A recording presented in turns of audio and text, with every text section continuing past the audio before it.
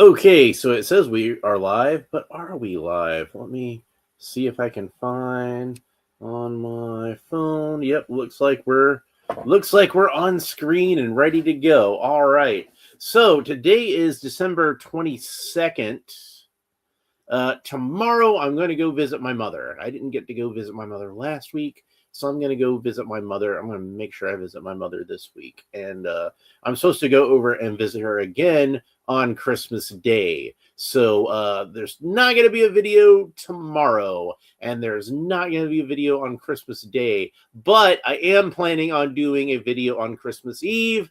That's going to be my Christmas episode where I open up my action figure, where I'm going to talk about Christmas a little bit, or at least my Christmas this year. I'm going to talk about my Christmas this year and my Christmas last year a little bit. Blue White Mario is here and says hello. Hello. And we've got today to open up for you the Cobra Desert Scorpion. You know, a lot of times when I title a Cobra video, I tend to put Cobra before the character's name a lot of the time, because I want to make sure I get the word Cobra into the video, and it just seems like an appropriate place to put it. But this one did it for me. Cobra Desert Scorpion and script ion what script 10N-25. I don't know how to I'm just gonna call it his Scorpion. So because I don't know how to pronounce that. I'm pretty sure you're just supposed to say Scorpion, but it doesn't even have an O in there, does it? Like if it had an O, like in between the C and the R, like the word Scorpion actually has, that would make it a lot easier for me. You could even make it a 0. I stylized it as a 0. The second O, what would be the second O? I stylized it as a 0 in the title of the video, just because I thought it was appropriate. But man, like 90s G.I. Joe figures get a lot of flack, and to be honest, some of it is deserved. You know, they did go a little too heavy onto the neon, in this guy's opinion. You know, sometimes neon works really well on a G.I. Joe figure, especially on the Cobras and some of the bad guys. But man, they just went overboard on it, like you know, with the hot pink and the fluorescent orange and you know, all that kind of stuff. Sometimes it works and sometimes it doesn't. Like I was talking about in the Snake Eyes figure that I opened up recently, how the weapons that came with him, and he was a pretty decent figure, I thought. Yeah, he's brightly colored, especially for Snake Eyes, but still like a good sculpt, and I don't think the colors were too out of the ordinary. You know, it's mostly blue and black and gray, and you know, a little bit of red on the goggles where it was appropriate. You know, it was like a little light for a Snake Eyes figure. They could have gone darker with the gray and darker with the blue, I think. But for the most part, I thought that was a pretty good Snake Eyes figure. The flaw with the original one, not the classified one, but the original one, the flaw with that one was that the weapons were like just this really bright, obnoxious orangish red. And they corrected that in the figure and still had homage to the red. It still had red detailings on the gun and the swords, but it didn't go overboard with it. Desert Scorpion is one that I thought was really cool in the original line, and I thought his colors were great. You know, some people had a problem with maybe like the bright yellow, but I kind of felt like it worked for a Desert Trooper. Blue White Mario says, I got a puppy. Well, that's great. Congratulations. So, what are you going to name the puppy? And is it a boy puppy or a girl puppy? Sean Franklin says, hi. He's here. Hi, Sean Franklin. Always good to see you. So yeah, here we got some artwork over here on the side with the Desert Scorpion showing off. He's got some blades on his hands. He's got his gun, and there's the pet scorpion down there. Blue White Mario says that Muffin, it's a girl. Aw, well, that's sweet. All right, so let's go ahead and open them up. Oh wait, we should look at the picture on the back too. Well, I'm gonna go and open it, so I was already talking about doing that. So there we go. But then we can look at the picture on the back. So there he is. You can see he's unmasked, or is he unmasked? We'll talk about that in a minute. I'm sure you noticed that there's a face in the package. But yeah, there he is. We see him with, you know, his unmasked face we're gonna figure all that out. And he's got his grappling launcher. This guy is intended to be an army builder. You can see there's some other Desert Scorpions milling around in the background, but personally, I always thought of Desert Scorpion as being an individual character. I really liked this figure, and I'm like, he's too cool and unique to be an army builder. Like, he's got that. Do they all have the same Cobra tattoo on their arm? I mean, maybe they do. I don't know. But it seems to me like, to me, he was an individual character. Now, in the also in the vintage file card, stupid piece of paper. In the original vintage file card, it talks about how, like, you know, when Cobra troopers screw up, they get sent to the desert to become Desert Scorpions as punishment. But again, like, this is a really cool figure. Why do I want to make it a punishment to be this guy? He's awesome. This is figure number 180 in the G.I. Joe classified line. Here are your little esoteric symbols for this guy. And I don't know what any of them mean, and they're too small for me to really look at anymore. I don't really care. Whatever. I'd rather just have real file cards. And he's got like a soft goods cape. Oh, that's nice. And it's made out of kind of like a light, sort of almost like a t-shirt type material, but a really light, thin type of that. All right, so a lot of this guy's accessories are new, and a lot of this guy's accessories are reused from other characters, and we're going to get into all of that when we open them up. So why don't I go ahead and start on some of these accessories. So we got two knives, and they appear to be identical knives to me. I'm going to get those out. And that's what that looks like. You can see it's serrated on both sides. So that's going to hurt going in, and that's going to hurt coming out. And then we got this long pike type weapon. Get that out of there. And this looks a lot like a weapon that we saw a lot in the Rise of Cobra line. My favorite Neo Vipers in that line were the Crimson Neo Vipers, and I did manage to get a couple of them, and they both came with those pikes. I liked those because they reminded me of, oddly enough, for a guy who doesn't like Cobra Law, they reminded me of the Cobra Elite Guards, and I actually thought those were really cool figures in the vintage line. So, and there's that face. We're going to talk more about that in a minute. He has a rather dark olive complexion, which makes sense for a dude living in the desert. And you could imagine that this guy is like actually of Middle Eastern descent, I think, if you wanted to. But again, we'll talk more about that in a little bit. Oh, I didn't realize that was taped in. But here's this little cable, and I think that's probably going to attach from his head to the backpack. I don't know if I noticed on here any place where we'll figure it out. We usually figure it out. Of course, when I opened up mainframe, I didn't figure it out until after, like literally right after I finished the video, and I'm like, oh, duh. Here's where this thing's supposed to go. Yeah. So here's this submachine gun, and we recognize this submachine gun from the Alley Viper. That is I believe this is the one that's based on the submachine gun that actually came with the vintage Alley Viper, which is not my preferred weapon to use on that classified Alley Viper, but it's still pretty cool. Well, we've got another one now. And speaking of Alley Viper accessories, and one that we've seen quite a bit on a few other figures, we've seen it with Snake Eyes, we've seen it with Alpine.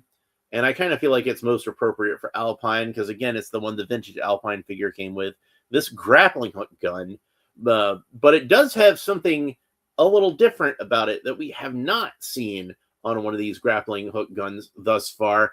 Is you notice there actually is a little cord wrapped around the barrel of the gun, and it's tied onto the grappling hook. So now he actually has a line that he could swing around or climb up or what have you. But like I always say, I never unwind these cables because then I'm just gonna have a bunch of loose cords and everything in my parts bin later, and I don't want to have that. Bobby Wald says when he wears the alternate faceplate, he looks just like Hanzo from that animated Mortal Kombat Scorpion's Revenge movie. Yeah, I can imagine.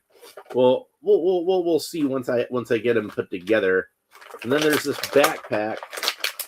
Now, as I remember, the original Desert Scorpion had a backpack that had like some doodads attached to it. So, what is this thing supposed to be? Is it supposed to be a camera, I think? Or a flashlight? I suppose it could be whatever you want it to be. It's got a little clip here on the side, and I'm guessing that's to hold the pike, like so. Yep. That fits in there nice and tight.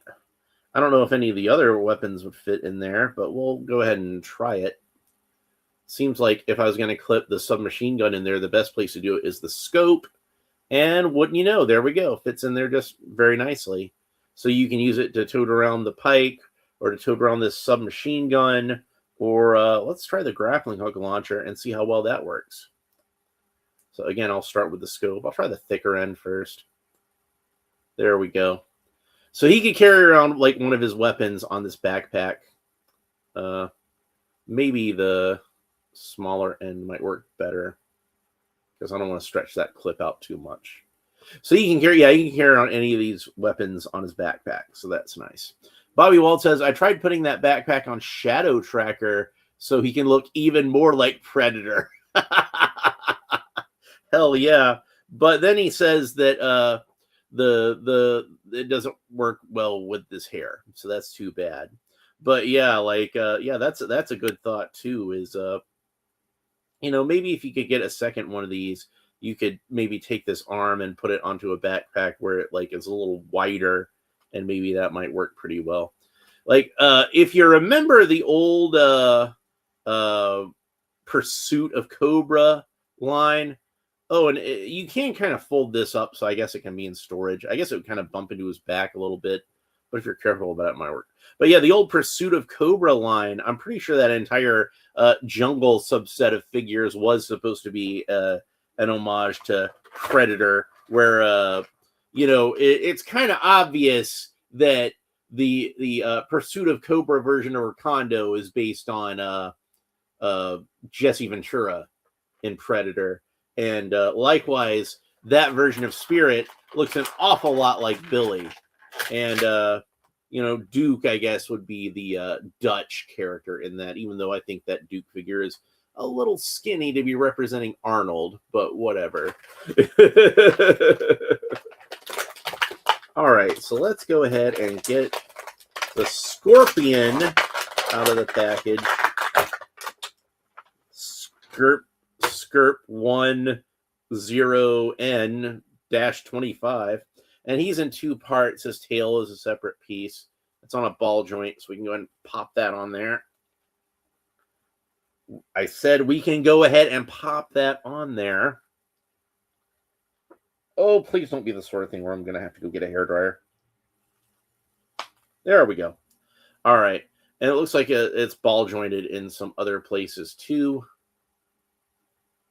So let's see, right here at the tip, I'm pretty sure that's a ball joint, but it seems like it's stuck. Yeah, that's a ball joint. I got it loosened up. Okay.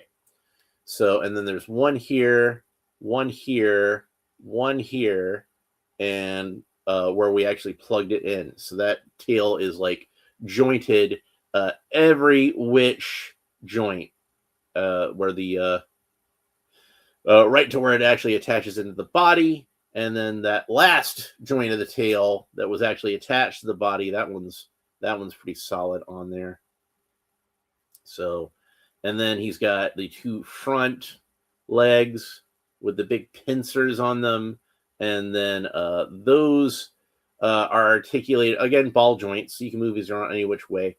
They're articulated right where the legs attach to the body.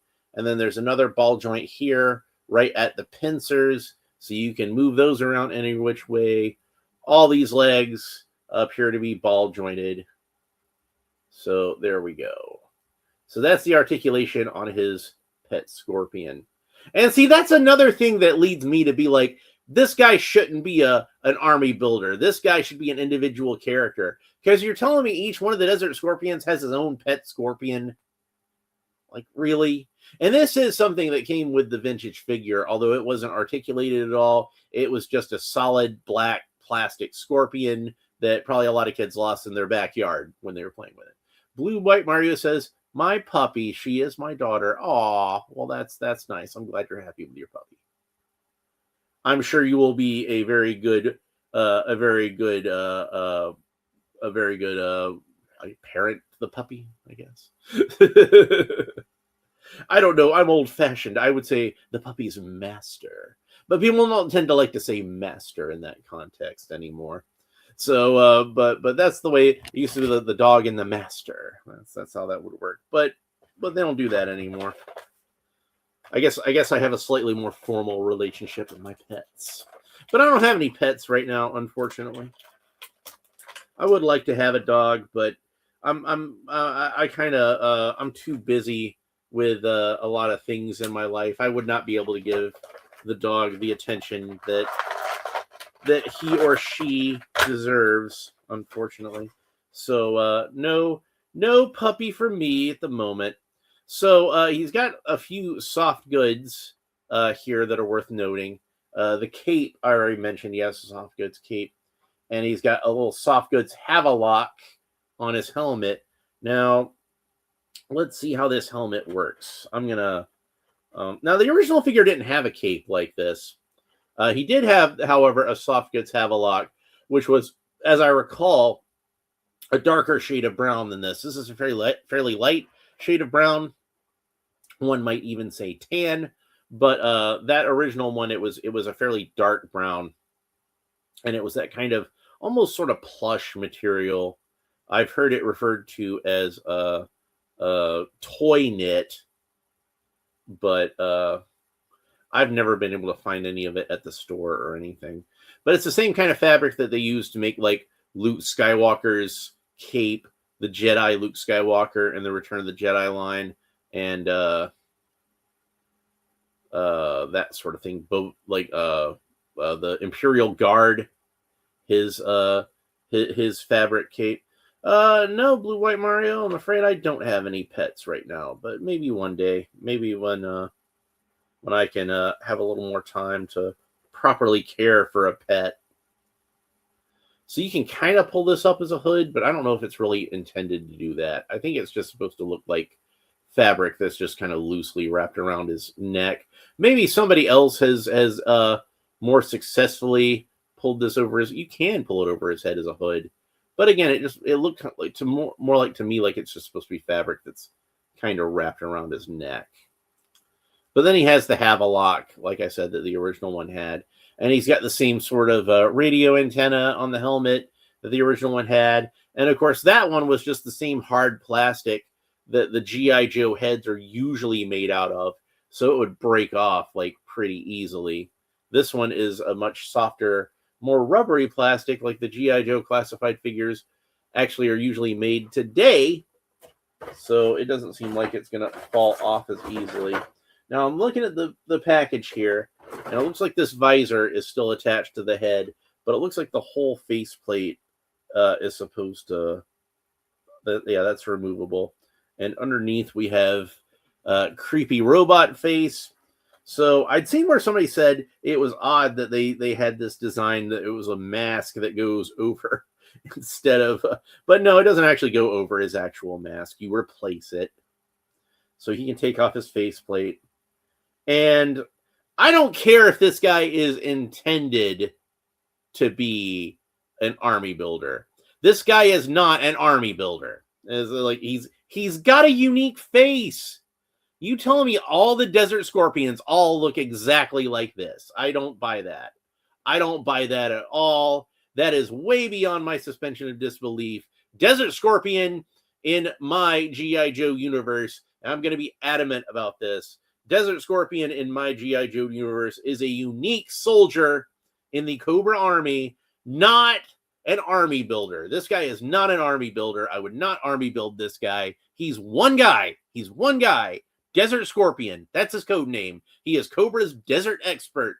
He could live in the desert for years with no provisions or anything like that. He's just that damn good.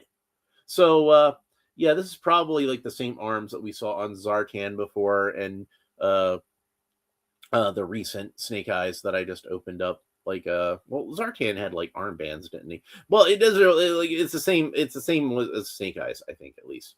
So, and he does have the rotation at the forearm. So I'm pretty sure these arms are the same as Snake Eyes. And then I don't know, I don't remember if I've seen this torso before, but it's got some padding down the side, some black here. Now, the original Desert Scorpion figure, the yellow part, the shirt kind of extended down into the pelvis, so it looked like he had yellow trunks, like superhero type trunks. But this one just has black pants, and I think that's a good change. I approve of this change. I think that's an appropriate change to make. I think he's got a brown belt, brown web gear around his thighs, which I'm guessing that looks to me like it's a sheath for one of these knives. And he's got another knife sheath on the back, so that's where we can store those later. Brown boots with golden shin armor and some black detailing underneath on the shin armor. I'm pretty sure that's supposed to be all part of the shin armor. And then the feet are almost kind of like sneakers with yellow soles. And I think these are Tomax and Zaymot's shoes again. Not the upper part of the boots, but I think the shoes, they look to me like Tomax and Zaymot's shoes. If they're not Tomax and Zaymot's shoes, they probably should have reused Tomax and Zaymot's shoes, because it's like close enough. I don't know why you'd make a whole new mold of something that looks almost identical. So yeah, and the knives are both identical. So yeah, let's go ahead and talk about his articulation before we do anything else. Desert Scorpion can look up about that far, look down about that far, tilt his head kind of quickly from side to side, rotate the head all the way around. Of course, that's going to kind of mess with his cape and his hood and everything. And if you want a more old school look, this cape does seem to be removable. I'm not going to try to take it off myself right now, but I'm pretty sure you could probably just pull it up over his head. I don't think you'd even need to take the head off. I think you just pull it over his head. I think that's possible to do. And his Havelock got kind of caught up in his cape, so I'm going to pull that back down. Then, of course, the arms rotate all around the shoulders. I haven't looked, but I'm pretty sure he should have the same sort of neck articulation where he's got the extra, like a neck articulation where the head meets the neck and where the neck meets the shoulders. So I'm assuming that's there. Got the butterfly joint here, moves back and forth like so. And he's got his Cobra symbol on his deltoid rather than on his bicep, but it's still there. He's still got that Cobra tattoo. And the arms raise all the way up to the sides. You know, pretty much every G.I. Joe figure that wasn't black, almost all of the, whether it was a character that was supposed to be Caucasian or white or Asian, basically anything that wasn't black. Black got its own brown skin tone, but all the other races seemed to share the same sort of skin tone, that it was just kind of like that pale sort of, could be Caucasian, could be Asian, maybe a little pale for Latino, but what the hell? We can save money on plastic that way. But this guy, and some of the other classified figures I've noticed, they do actually put some effort into giving them some unique skin tones. And this guy, like I said, he clearly has a bit more of a tan than your average G.I. Joe. Well, since I have Lady J here, I can use her to demonstrate. Like, most of the Caucasian characters seem to be about that color. And you can see even on the camera, I think that Desert Scorpion has a little bit more of a tan.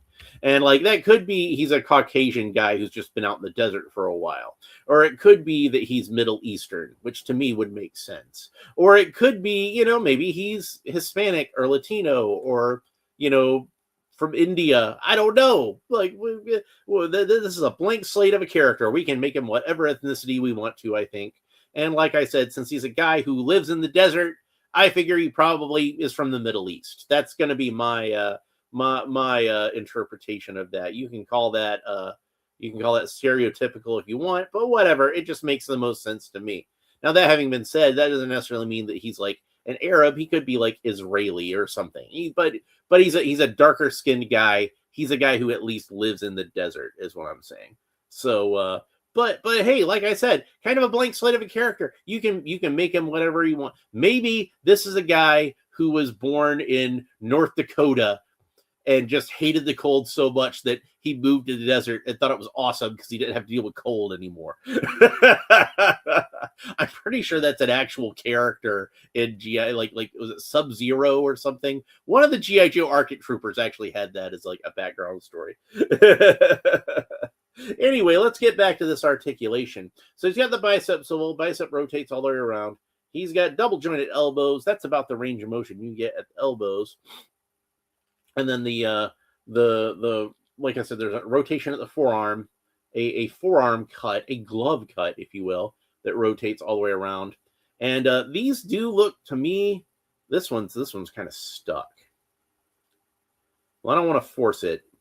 I'll hit it with a hairdryer later. And you don't really need that articulation to move the character. That's more an articulation you have to move the forearm pieces around. You know, if I wanted to make a G.I. Joe classified Shredder, I think that this would be a good figure to use as my base figure for the Shredder, because he's got that that forearm articulation. And like I said, I like to have that on the Shredder. I've got a Shredder over here, don't I? Yes, I do. I've got the Archie Shredder. I like to have that articulation on the Shredder because then you can have his blades posed whichever way you want. I like to have the blades facing the same way that the hand is facing on the Shredder. So if I want to do a classified scale Shredder, I'll get an extra one of him and do it with that. So the wrists rotate all the way around, and the right wrist has a horizontal hinge, which moves back and forth like so. And the left wrist has a vertical hinge, which moves up and down like so. So there we go for that. Now, he's got an ab crunch, which bends forward about that far, bends backward about that far. So that's a pretty good range of motion there. And then, of course, he rotates all the way around the waist. And this waist is made so it pivots frontwards and backwards, side to side. You know, it's kind of similar to the old G.I. Joe articulation from the 80s, but it's not an O-ring. It's a ball in a socket. So don't get confused there. And he's got the cool G.I. Joe drop-down hip articulation, or at least I thought he did. Yeah, he did. It's just a little stiff on that leg. So that should help with the articulation somewhat on the legs. Desert Scorpion can kick up about that far. I bet these legs are reused from Tomax and Zaymot too. I don't know for certain. No, they wouldn't be because of the armor on the legs, would they? So, but it's probably the same ones that Snake Eyes had. Him and Snake Eyes seem to have a lot of parts in common. Then we got double jointed knees. That's about the range of motion you get at the knees. And then you've got a boot cut that rotates all the way around. And then the foot points down about that far, foot points up about that far, and the foot rotates all the way around. So this cape is going to kind of conflict with the backpack a little bit.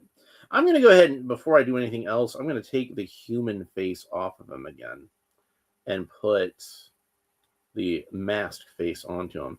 Now, if you really want to army build these guys, you can just keep those faces on there. But like I said, I'm not going to army build him. I'm going to have him as a unique character. But if I did want to army build this guy, I would have the masked face obviously on all of them except one, and that would be my one that's still an individual trooper. He should be an individual trooper. Oh, that's my idiot alarm. Let me turn that off real quick. That's to tell me to get up and go to work. So it's time for me to go to work. But I'll finish up this video real quick because it's really more to get me to get up and go to work, and I'm already up, so that's not going to be a problem. So it doesn't seem like there's a hole in this cape anywhere to put the backpack through. So you want to move the cape to one side. And I think that it's designed that way. It's almost kind of like a Boba Fett kind of thing, where like the cape goes to one side of his backpack. So I think it's supposed to be designed that way. And then let's see. We're gonna put the grappling hook gun onto the backpack, and I'll have it facing down that way. Oh, and the knives. We haven't seen him holding any of these accessories, have we? All right, so both these knives are the same. So I'm just going to do one knife like that. So there he's holding the knife. And like I said, there's two knife sheaths on here, and one is in the back of the belt. And that one seems a little loose. And then there's one here on his thigh. That one seems to hold it a little more tightly. Let's see, maybe this knife will fit in there a little better. Sometimes it's just like a millimeter's difference can help. It still seems a little loose, but it's better than the other one, so I'm going to leave that on there. He's got some little tanks on his backpack and a handle at the top. I don't know if I talked about that. This is definitely like a technological doodad kind of backpack. Oh, he slipped. Don't fall. Well, then the grappling gun came off the backpack anyway, so I'll just put it back on there later. So then we got the submachine gun. Well, let's look at the pike first, because I feel like that should be a two-handed weapon. And maybe coming with this guy, the pike is something he could use to like corral the scorpion. Get the scorpion to do whatever he wants to do. It doesn't seem like a scorpion would be a pet that would be too open to verbal commands or anything like that. All right, so let's get on there. Since there is this brown kind of wrapped portion down there, I assume that he's supposed to hold it by that end.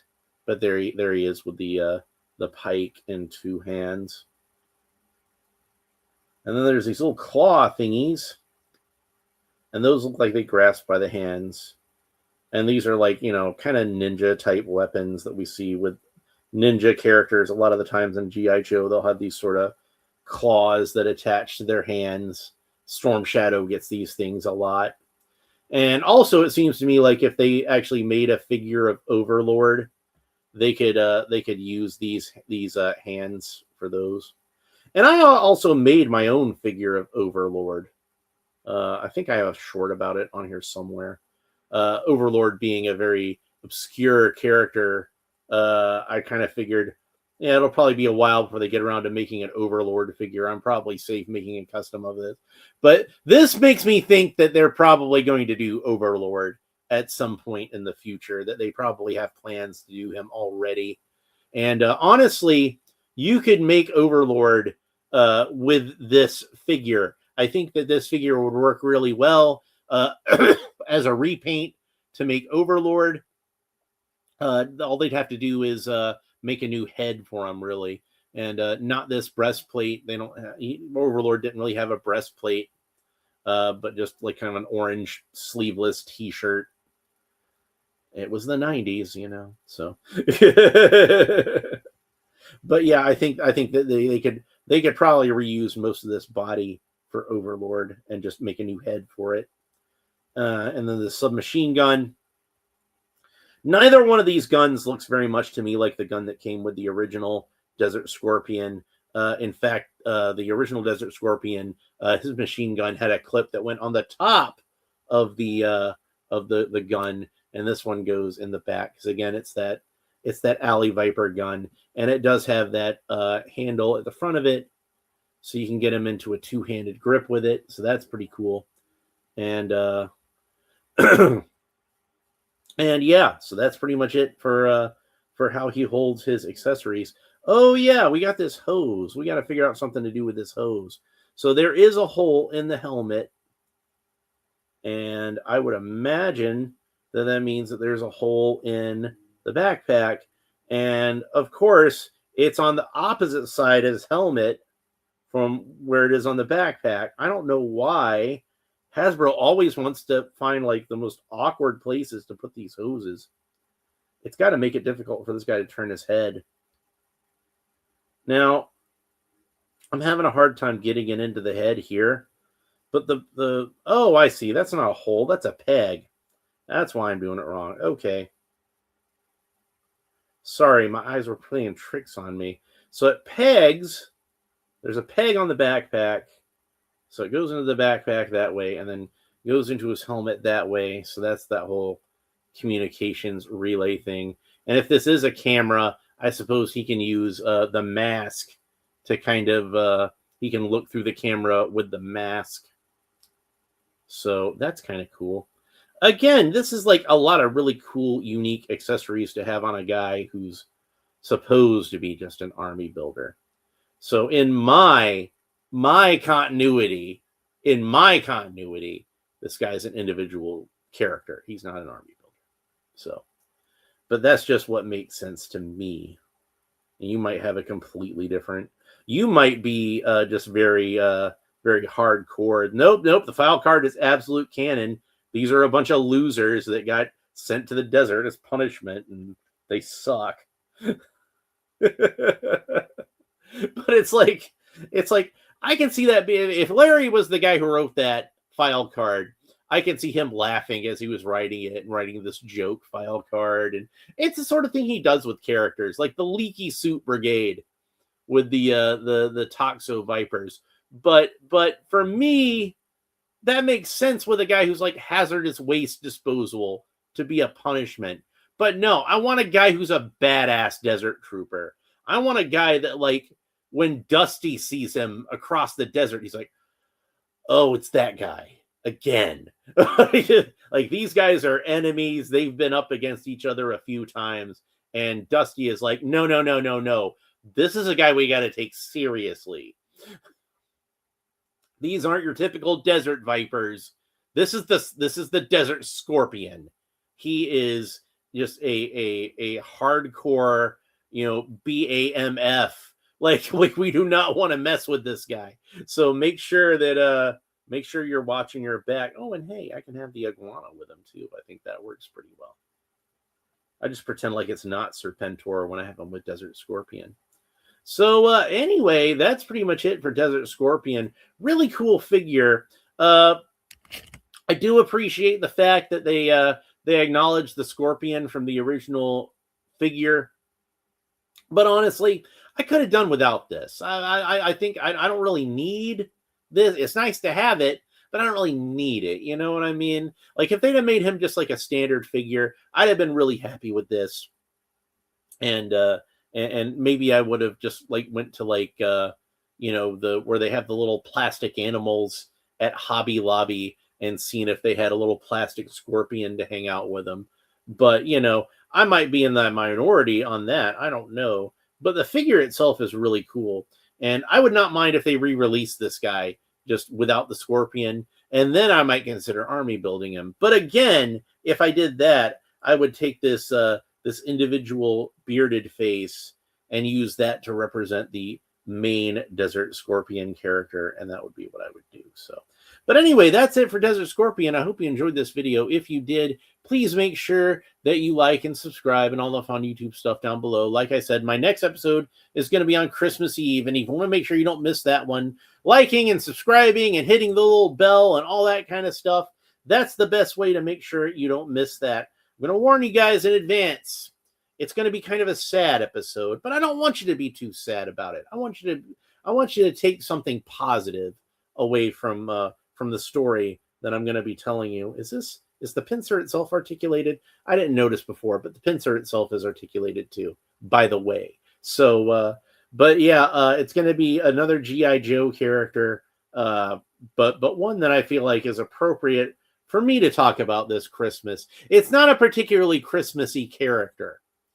So I'm sure when a lot of people see what character I picked out, they're going to be like, really? That's your Christmas figure? But trust me, when I tell you the story, it's going to make sense that I chose this for my Christmas episode. It's not necessarily like a Christmassy character, but it is something that is going to mean a lot to me this particular Christmas.